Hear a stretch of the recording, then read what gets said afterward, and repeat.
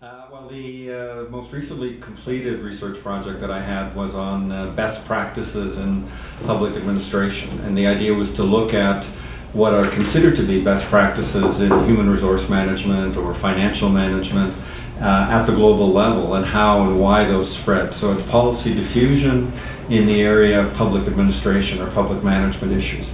So when you think about that question, like what best practices are there and how do they spread, right away the first difficulty is in trying to define where those best practices come from. Like how would you know a best practice if you saw it, like in financial management? So we, in this project, I worked with a colleague, Ian Clark, who was at the University of Toronto.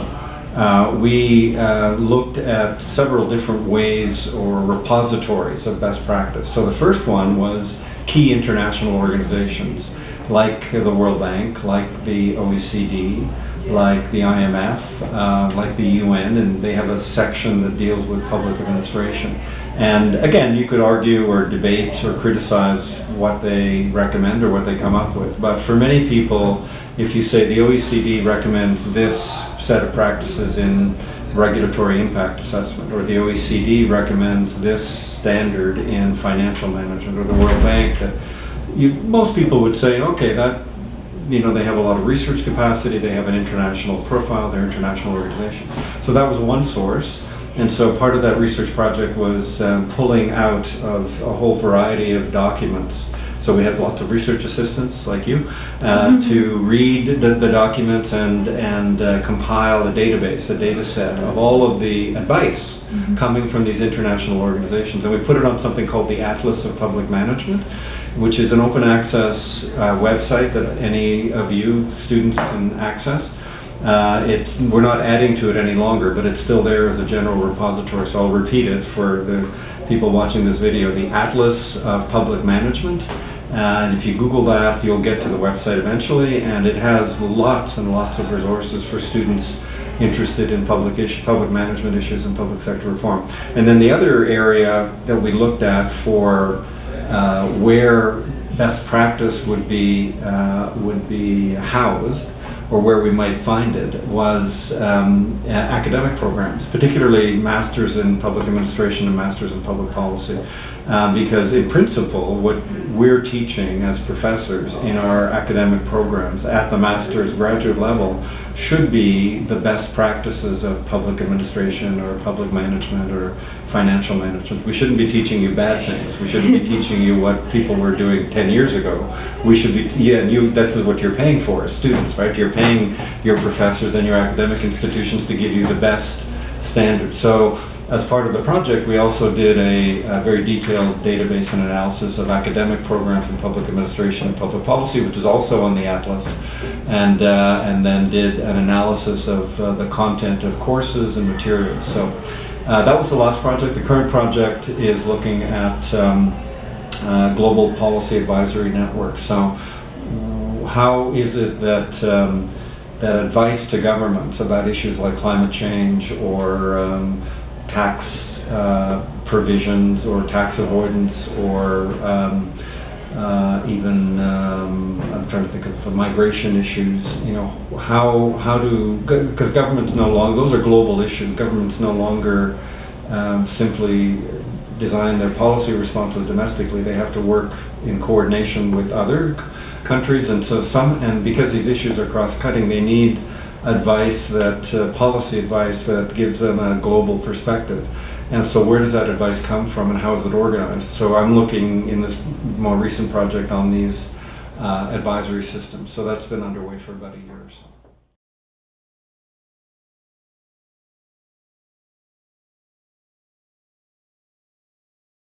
I guess for me, my work is distinguished by a couple of features. One is the focus on public management and public administration, did the diffusion of principles and standards and practices in the public sector area.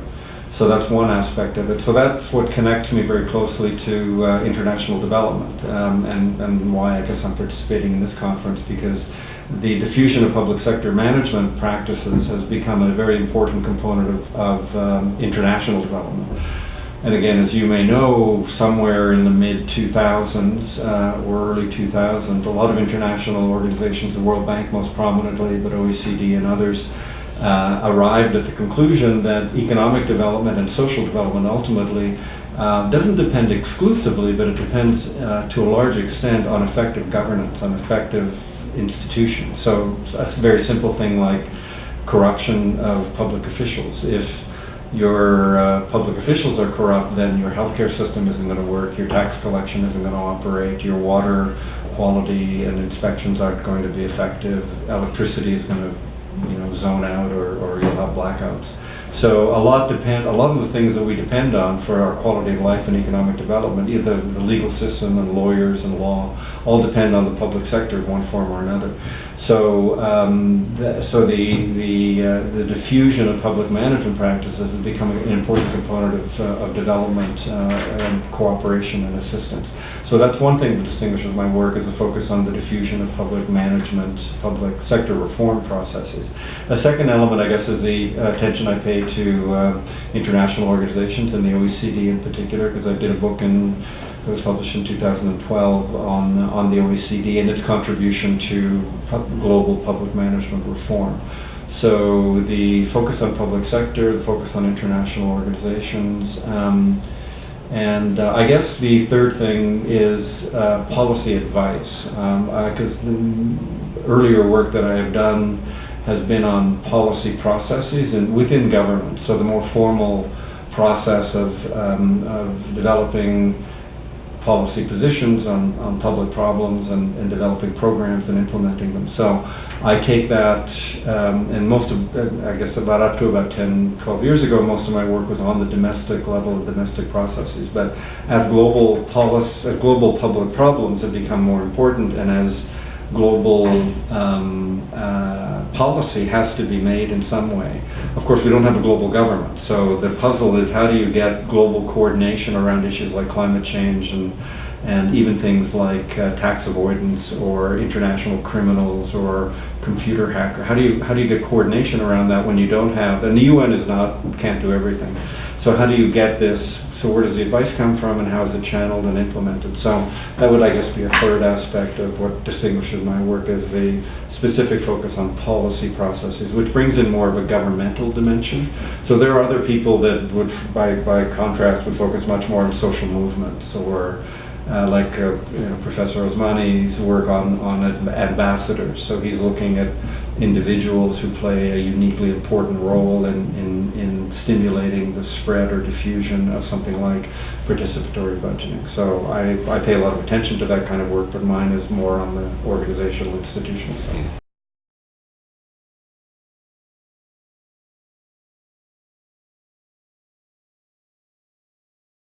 Well, I think what I've been impressed with here at this conference is the South-South cooperation, and again, your professors and the institutions here have been leaders in developing that perspective.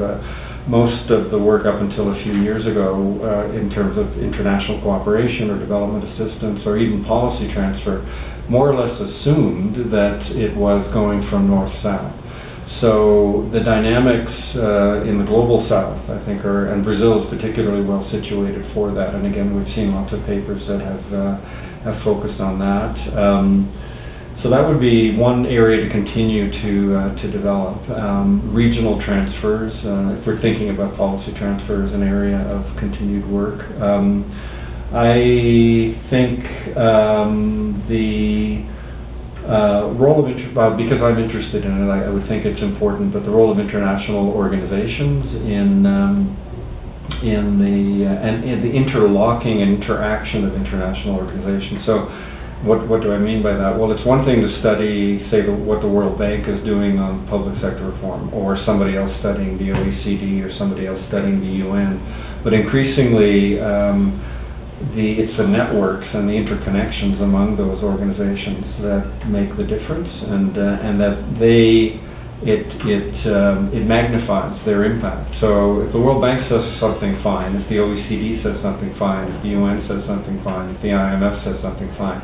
But if all four of them saying the same thing, you get a kind of leverage, a kind of weight behind that. So, and it develops a kind of global consensus around certain issues. So to give you an example of that, the G20, I'm doing some work on the G20. The G20 since 2008 has more or less ended up being the global steering mechanism. Brazil's a member of the G20, obviously. It has 19 of the most, the countries represented represent with the BRICS, and most of the Western developed countries represent 80% of global GDP. So, and China's a member, so you've got most of the world's population in just these 20 countries. So the G20 has ended up being the kind of global economic steering mechanism. So these international organizations are having or trying to have a fairly substantial influence on global policy making. So I think those are rich areas. So it's not just the individual organizations, but their interactions. Two others, just for fun, would be looking at individuals. Like that's going the opposite direction. So you can go up to the international organizations, but again, building on the work that Professor Osmani has done, looking at strategically placed individuals and I would say the networks. And this kind of builds on my previous point. There's often in these international organizations or these international policy arenas, there are people that move around and they're almost like gurus. They have, or consultants, they have an influence because they are going to so many different places and spreading the seeds of their ideas, and those seeds germinate and take root, and pretty soon you start seeing very similar policy regimes. And it's not necessarily because of the international organizations, because of this network of individuals, or again, to use Professor Osmani's terminology, of ambassadors that make a difference. But the role of, here would be a cool one, the role of celebrities in policy development, yeah, you guys like this idea, right? So Bono, the rock star, or Angelina Jolie, or, or I don't know, Beyonce probably is doing, something, or Shakira, I don't know. So there are rock stars, movie stars, there are these, celebrities that, or even, there was a session today with the Bill Gates, Melinda Gates Foundation, so Elon Musk, there are people that come from business, from show business, from the private sector that have this celebrity status, and good for them, they decide to become, to try to have some influence over migration issues or refugees or humanitarian issues. And so, how do they do this, and why do they do it? And so that would be a fun project for you guys to do. What else? I'll finish on this, but the consulting industry has not been really explored very much, but in terms of policy transfer and policy advice. But there are sort of the big, there's a small group, maybe 4 or 5 international consultancy companies that are private sector organizations, but they provide business consulting, but they also do a lot of government consulting. So Ernst & Young, PwC, McKinsey, each of them have, those are just 3, but each of them has a public sector arm. And they are crucial, often, I think, in advising governments. And there's almost no work on these organizations and their impact. So that would be, and then I will add one other thing. And the role of private sector organizations. Again, they not just as in their work in the private sector and in markets. For example, take a resource company and what it may be doing in terms of mining development. Let's say a Brazilian mining company somewhere in Africa. So that's a purely private sector activity. But that same Brazilian company will probably, as part of there's something called the Extractive Industries Transparency Initiative, YETI or EITI, which is hosted by the World Bank. So private corporations, mining companies, are part of a World Bank initiated global framework to try to reduce corruption in the extractive industries. So that's a kind of policy role that's being played by private corporations. So I think there's lots of areas that are open and ripe for investigation, and in many instances we're just scratching the surface. So there's lots of room for you to